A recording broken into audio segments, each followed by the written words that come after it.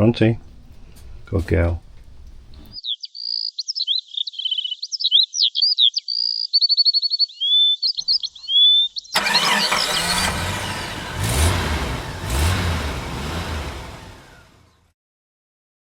Welcome to the channel. Thanks for watching. So we're just going to do a video here where we just note of our last expenditures for the trip down south to Denmark, and then we're also going to show you around with what Catherine's done for a few updates and improvements. So we'll start with a few costs for the last trip. Yeah. So the trip to predominantly Albany and Denmark was 8 nights, and it came to a total of $1,084.83. And next one. Was that all? That was everything total. For fuel? Yeah. So we spent $356.17 on food and drink. That's dining out, coffees, whatever. Groceries, we spent $90.36. I think obviously we took some staples with us. That's that. And the final one, fuel was $281.20 on diesel. We spent $29.11 topping up on AdBlue, $14.99 on a gas refill before we went, and sites we put $313 on sites. And I've actually not made a record. Well, I think I did record the trip for the actual kilometres we did, but I'm guesstimating we did about about 700 kilometres max. Yeah, it's roughly Denmark from here 3.5 4 hours. Well, to Albany is about 4.5, isn't it? 5 hours to Albany. 5, and it's another half an hour or so, isn't it, to Denmark? 4 to 5 hours then. Yeah. But yeah, kilometre wise, roughly 300 to 400 kilometres down there, and then back, and a little bit of the driving round when we were down there. Looking at a little Bronte who should get that on film or whatever. I'm not the expert. No, it's not happening. Okay, so straight into, without much more ado, straight into changes, which have really been predominantly since the big trip to South Australia, wasn't it? Inclusive of that, yeah. Yeah.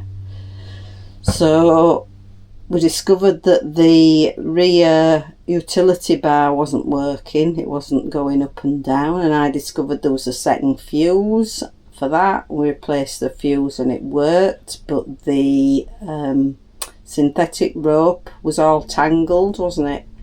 So I shortened the synthetic rope and don't know what the word is, but rewound it. Well, it was rewound, but I had to put a new loop on the end. But also, just for that particular rope stuff, it's way too much now, isn't it? Yes, it only needs to move roughly 3 foot, so 300. What's that, about half a metre? Yeah. But you could argue that you disconnect it from the utility bar and you've got a winch for other purposes, couldn't you? But they've just bought a standard winch with a synthetic rope and that's it. So that's sorted. Outside I had some grey water sort of piping that I used for our rainwater butts for the runoff when they get full, and I cut some length off the other end, so we've now got a short grey water pipe for those sites or whatever where the drain isn't very far away. Is that the one we used in Denmark then? Yes, yeah, because the other one's big and heavy. We actually had that on the utility bar at the back, and I bought a new bag for that, waterproof bag. So that's in the bag, and that's in the locker outside now. So the piping in the is in the bag, and Yes. that's now elsewhere. In the locker, Okay. not on the rear utility bar.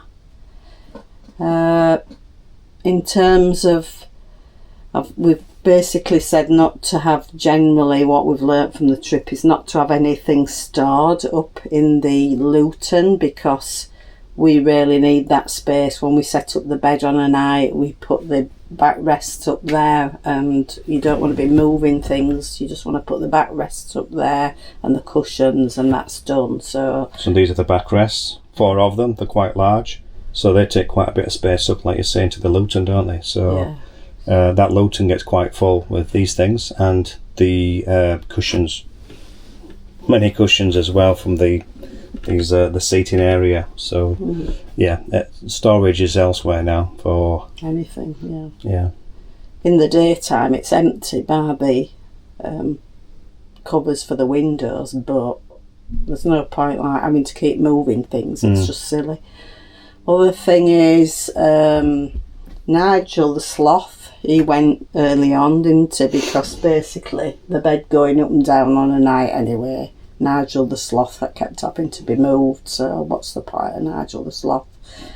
The sun catcher we had on here was sort of a bit banging as we turned round corners. I think it was beginning to scratch on the window, so that's gone. I've only got little bits above the window, the kitchen window now, a couple of little bits, and then what's on the back wall as fancy things. I prefer generally to keep it just clean and tidy anyway. Minimalistic, that's the word. Storage has been changed a little bit. so this is a change of storage now for things.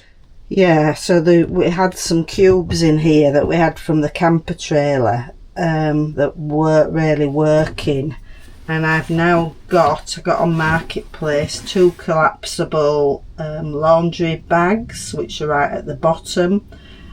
So if you're doing your sheets and things, they can make them up and use them when you're doing laundry. I'm still not entirely sure about laundry bags. What to do about a laundry bag, but that'll be figured out. I've also put the vacuum in. The Ryobi Vacs come back in here, the Ryobi One Plus, and we've got a charger for that. Now after the trip to South Australia, we got a fan, didn't we? So when we're off grid, we've got a Coleman fan, and then was laughing because I got rid of these pillow slips which were in the first motorhome in the house, and I started to take the buttons off and sort of thought, I'm sure that will do for something, and actually I put the fan in there so it's protected and it can sit in the bottom because it's quite big. I did have it stood up in the wardrobe, but I think we need that space. So that's under there.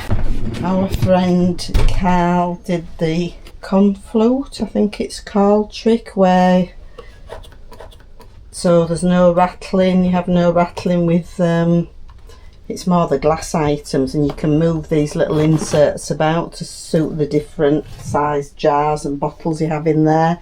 And I've now got an oil bottle, because I thought I could refill that for one thing and I can't get the top off it, so we've now got an olive oil bottle in there, and then all our spice jars and things fit in there, so that's one job. Top shelf is pretty much the same really. Second shelf, I got a new utensil tray, and we had some metal mugs, didn't we, to drink out of day to day, and we didn't like them, so we've got some new mugs. I've got some glasses. I've got a smaller potato masher, so that's just been rejigged a bit. So So the bottom drawer, nothing really has changed. We've got the collapsible dish tray there. We've got the Tefal stackable pans with the removable handles, which we went with when we got the camper trailer, I think, and they work well. And our good old whistling kettle and steaming pans, which fit on our Tefal pans, because there's nothing like having some good steamed vegetables if it's not too hot. This drawer is where most changes have been. So if I move the bin and the kitchen roll and the bags that have just appeared in there and the new tissues, I had a jug with all different bits and pieces of utensils, and I've got rid of that now. I've just got a Joseph magnetic stand-up. Oh, stand up if I don't take the base.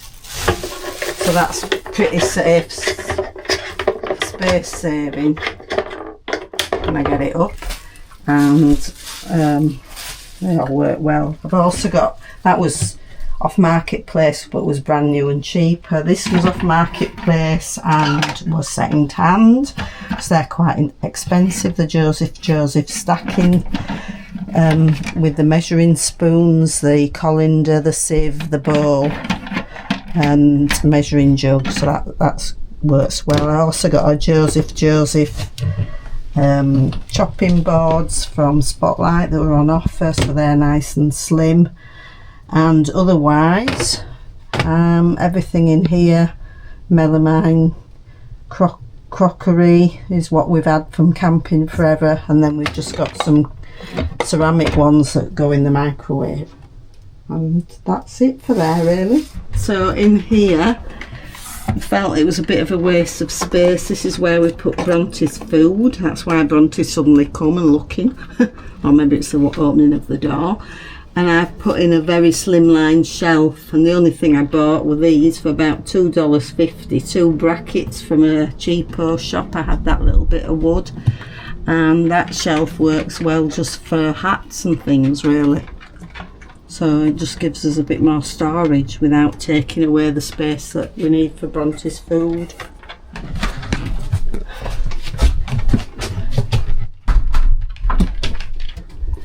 This was loose, a bit loose, and when I looked at it, where these screws went in, it had cracked the wood it went into, like them screws there, yeah? Yeah, so I basically re-glued that, moved them back slightly, and now it's solid.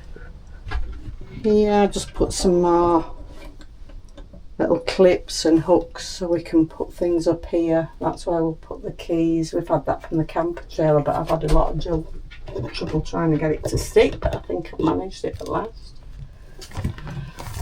Otherwise that's the same in there. Pantry's still the same, that works really well, that pantry area, like that. I put up some hooks in here, so we've got a hook for the towel. If you're in the shower, then you can just open that and get your towel. There is a towel rail in there, but if the shower was going, I think it'd get wet.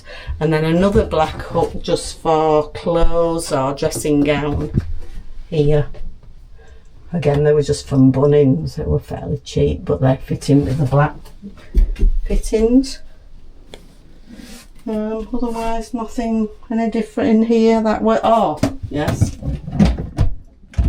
so these screws were here for these pieces of wood, so I just added some high density elastic, and then I put a second row, and that means that any cosmetic-y things that I want to stand upright can go up there and stay in there, because we didn't have a lot in here anyway, so that worked well on the last trip. Anything else? Well, I've got this. I haven't modified it or taken any of this off yet, because these are for babies, right? A bean bag for babies and toddlers to lie on, and I'm going to put it between the seats. I wanted something sort of fairly narrow that Bronte can go on, so she's a bit higher up, because she tends to pinch my seat anyway, and see if she prefers travelling using that. It was only $20 off Marketplace. We'll see how it works with her. If it doesn't work, isn't any better, then I'll just sell it on, wash it and sell it on. Okay. So I think we're set then, aren't we, for next time? Yeah, no trip planned though as yet, have we? Not yet. What, another trip? Maybe not coming soon yet, but in the nearish future. Yeah.